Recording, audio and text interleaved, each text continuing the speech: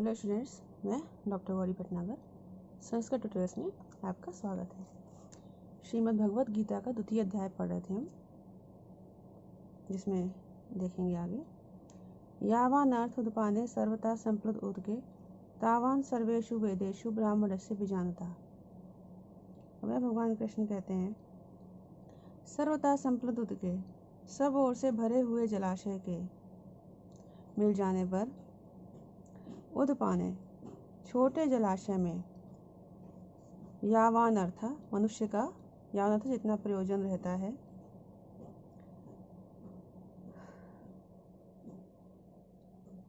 विजानता means विशेष ज्ञान को प्राप्त हुए ब्राह्मण से, ब्राह्मण का भी, सर्वेषु वेदेषु तामान, सभी वेदों में उतना ही प्रयोजन रहता है। क्या मतलब हुआ? जैसे पिछले श्लोक में भगवान कृष्ण कह रहे थे कि जो वेद है वो तीनों गुणों के मतलब संसार को विषय को बताने वाले हैं, लेकिन ये बात डिपेंड करती है कि कौन व्यक्ति किस भाव से और किस इच्छा से वेदों का पठन कर रहा है। अगर मोक्ष की इच्छा से कर रहा है तो वो वेदों में मोक्ष से संबंधित विषय को ही देखेगा, पढ़ेगा।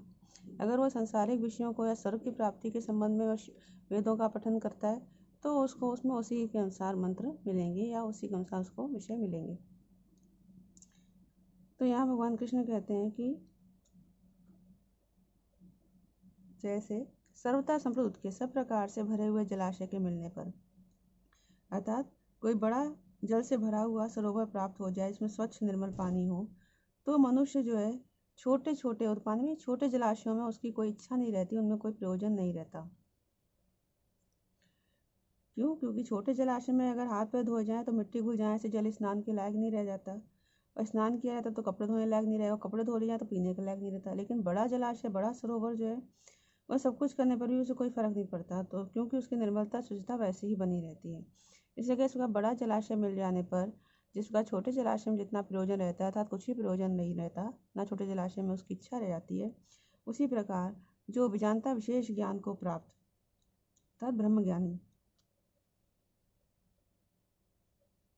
जो ज्ञानी लोग परमात्मा तत्व को प्राप्त कर चुके हैं, उनके लिए वेदों में कहे हुए यज्ञ, दान, तप आदि जो भी पुण्यकारी कार्य हैं उनसे उनका कोई मतलब नहीं रहता, कोई प्रयोजन नहीं रह जाता। क्यों? क्योंकि वो पुण्यकारी कार्य जो है उनके लिए छोटे छोटे जलाशयों की तरह हो जाते हैं। क्यों? क्योंकि उनको बड़ा जलाशय, अर्थात जब ईश्वर तत्व परमात्मा तत्व प्राप्त हो गया है तो उसको इन सब छोटी छोटी चीज़ों की कोई आवश्यकता नहीं रहती। कर्मण्येवाधिकारस्ते माँ फलेषु कदाचन माँ कर्मफल हेतुर्भु माँ ते संगो स्तो कर्मणि।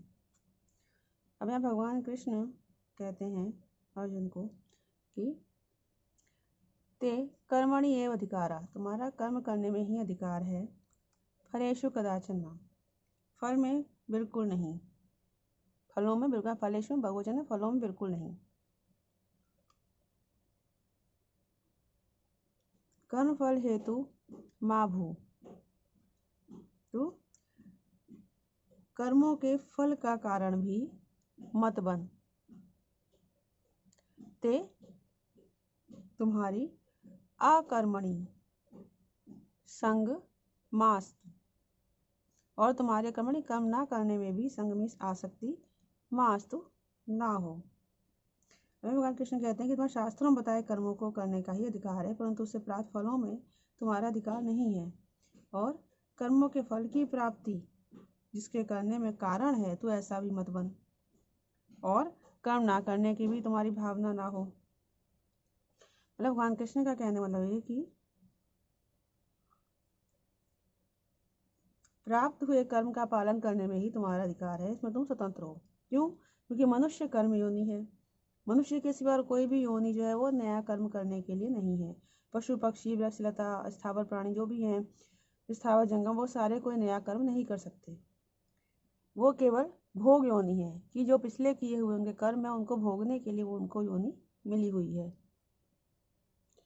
तो नया कर्म करने का अधिकार तो भगवान ने मनुष्य को ही दे रखा है, तो मनुष्य इस जन्म में जैसा कर्म करेगा उसको आगे वैसी ही योनि प्राप्त होगी।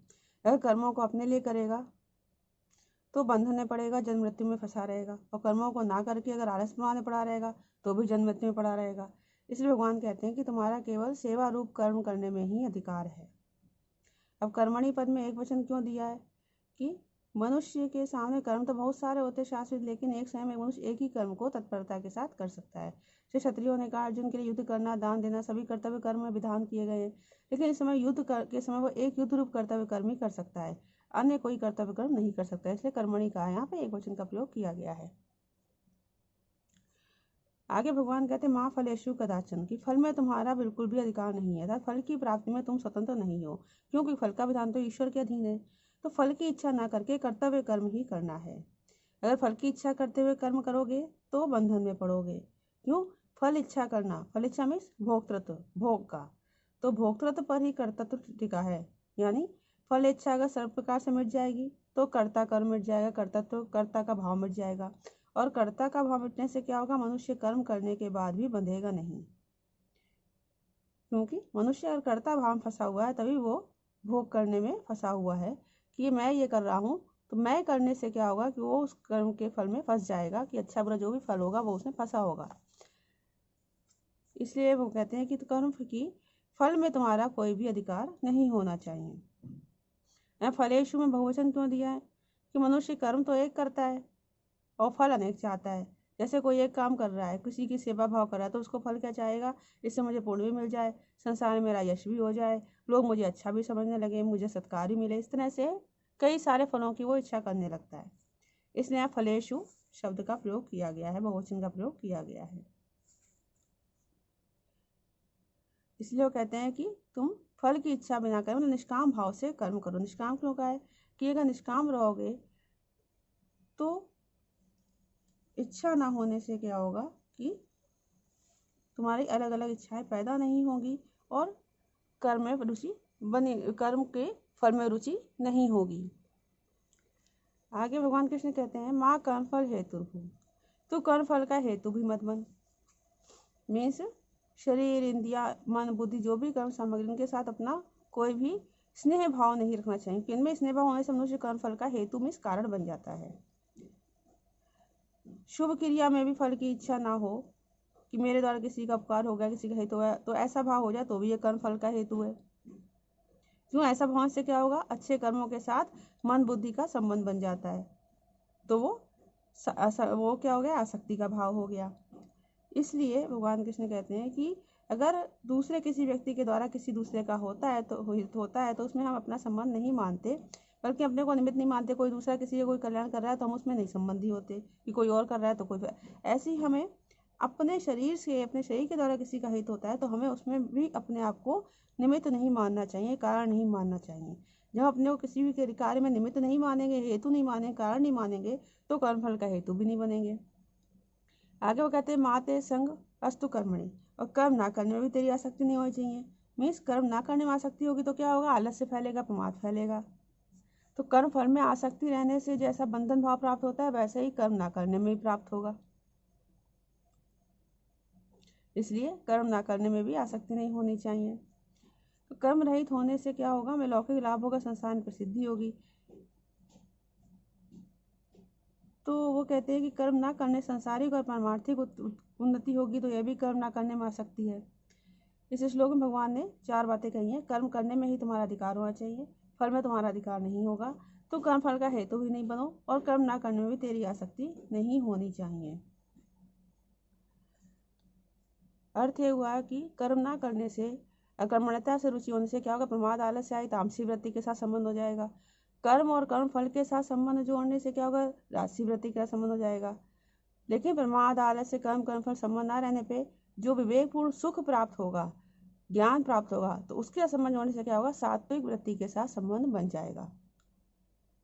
और इन सब के साथ संबंध होने से क्या होगा, जन्म मरण का वही कारण बनता है। इसलिए साधक को कर्म फल इनके त्याग का सुख, इनमें से किसी के साथ भी संबंध नहीं जोड़ना चाहिए, इनके प्रति आसक्ति भाव नहीं रखना चाहिए, वही कर्म योग है। योगस्था कुरु कर्माणि संगम त्यक्त्वा धनंजय सिद्धि असिद्धियो समभूत्वा समत्वम योग उच्यते। मैं भगवान कृष्ण कहते हैं धनंजय, हे धनंजय अर्जुन, संगम त्यक्त्वा आसक्ति को त्याग कर, सिद्धि असिद्धियों सिद्धि और सिद्धि सफलता और असफलता में समभूतवा समान रहकर, योगस्था योग में स्थित होकर, कर्माणि कुरु कर्मों को करो। समत्व योग उच्यते, यही समत्व योग, क्योंकि समत्व ही योग कहा जाता है। हमें भगवान कृष्ण क्या कह रहे हैं कि संगम त्यक्त्वा, आसक्ति को त्याग कर। कैसी आसक्ति? कर्म में, कर्म के फल में, किसी भी देश काल में, किसी भी प्रकार में आसक्ति ना हो, तभी तुम निष्काम भाव से कर्म कर सकते हो। तो आसक्ति को त्याग कर सिद्धि असिद्धि समभूत्वा, सिद्धि और सिद्धि, सफलता और असफलता में समान भाव रखकर, मीन्स कर्म पूरा हो या ना हो, सफल हो या असफल हो, सांसारिक दृष्टि से उसका फल अनुकूल हो प्रतिकूल हो, उस कर्म को करने से आदर मिले, निरादर प्रशंसा मिले या निंदा मिले, कुछ भी हो, तो इन सब में समान भाव रखकर, तो जो कर्म योगी है उसको इतनी समता अर्थात निष्काम भाव होना चाहिए कि कर्म पूरे हों या ना, सफल हो या असफल हो, फल की प्राप्ति हो या ना हो, लेकिन उनको केवल कर्तव्य कर्म करना है। तो अगर इस तरह से समान भाव रखा जाएगा, तो इस तरह समान भाव रखकर योगस्था कर्माणि कुरु, योग में स्थित होकर कर्म करो। योगस्थ, योग में स्थित क्या है? सिद्धि और सिद्धि में समान भाव होने के बाद उसी समानता में हमेशा अटल रहना, हमेशा उसी स्थिति में रहना योग है। तो जैसे मतलब ये नहीं कि एक बार अगर सिद्धि और सिद्धि में समान हो गए तो वो समानता को हरदम साथ में नहीं रखना है, राग द्वेष बीच में करते रहना है, प्रशंसा निंदा करते रहना, ऐसा नहीं है। इसलिए भगवान कहते हैं कि समता में योग हर समय स्थित रहते हुए कर्मों को करो, मीन्स हर समय उसी समान भाव में स्थित रहना है। समत्वम योग उच्यते, तो समता ही योग है, अर्थात समता जो है परमात्मा का स्वरूप है।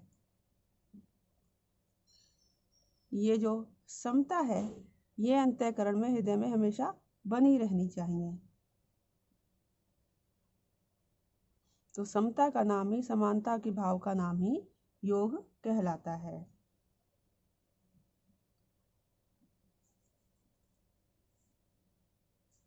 अब यहाँ पर एक बात बताने में लायक है कि जिसे पहले कहा गया था कि बुद्धि दो तरह की है, निश्चयात्मक और निश्चयात्मक, व्यवसायत्मक और अव्यवसायत्मक। तो जिसको संसारिक सुख भोग आदि की इच्छा होती है वो बुद्धि कौन सी होती है? अव्यवसायत्मिका होती है। और जिनकी केवल कल्याण, जिनको केवल ईश्वर प्राप्त, परमात्मा प्राप्ति की इच्छा होती है, उनकी बुद्धि कैसी होती है? व्यवसायत्मिका होती है। तो इसी तरह समता दो प्रकार की, साधन रूप और साध्य रूप। तो वो कहते हैं साधन रूप समता अंतःकरण की, मन की होती है, साध्य रूप समता ईश्वर प्राप्ति की होती है। तो इस प्रकार से वो कहते हैं कि सिद्धि असिद्धि आदि सभी बातों में सम रहना, अतः अंतःकरण में राग द्वेष का ना होना साधन रूप समता होती है। इसका वर्णन गीता में अधिकतर किया गया है। तो इस साधन रूप समता से जिस स्वतः सिद्ध समता की प्राप्ति होती है वो साध्य रूप समता में, साधन रूप समता प्राप्त होने के बाद ही परमात्मा की प्राप्ति हो सकती है, वो साध्य रूप समता है।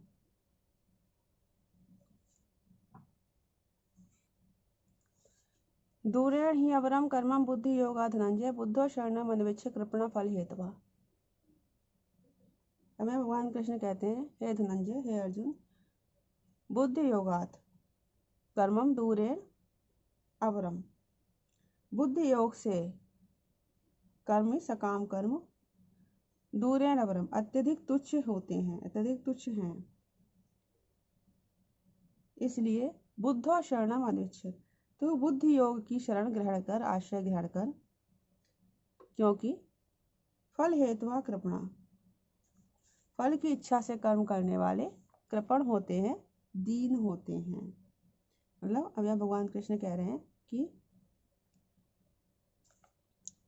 बुद्धि योगात कर्म दूरेण अवरम, कहते हैं बुद्धि योग अर्थात समता की अपेक्षा, बुद्धि योग की अपेक्षा, समत्व भाव की अपेक्षा कर्म, सकाम भाव से कर्म करना दूर अत्यंत ही अवरम, तुच्छ है, निकृष्ट है। क्यों? कर्म उत्पन्न होते हैं, नष्ट होते हैं, उन कर्मों के फल भी संयोग योग होते हैं, लेकिन संबुद्धि योग जो है वो समता भाव जो है, समत्व भाव जो है वो नित्य है, उसका कभी योग नहीं होता, वो कभी नष्ट नहीं होता, उसमें कोई विकृति नहीं होती। इसलिए समत्व भाव की अपेक्षा सकाम कर्म करना जो है वो निकृष्ट है, तुच्छ है। तो सारे कर्मों में समत्व भाव ही श्रेष्ठ है। समता के बिना जो जीव कर्म तो करते रहते हैं, उन कर्मों के परिणाम से जन्म लेते हैं, मरते रहते हैं और दुख भोगते रहते हैं, क्योंकि समत्व भाव के बिना कर्म करने में उनकी उद्धार की शक्ति नहीं होती। कर्मों में समता ही कुशलता है। अगर कर्मों में समता नहीं होगी, समत्व योग नहीं होगा, तो शरीर में स्नेह, बंधन, ममता, अहंकार आदि उत्पन्न हो जाता है। दूरेण क्यों कहा है? दूर से दूर से अर्थात अत्यधिक।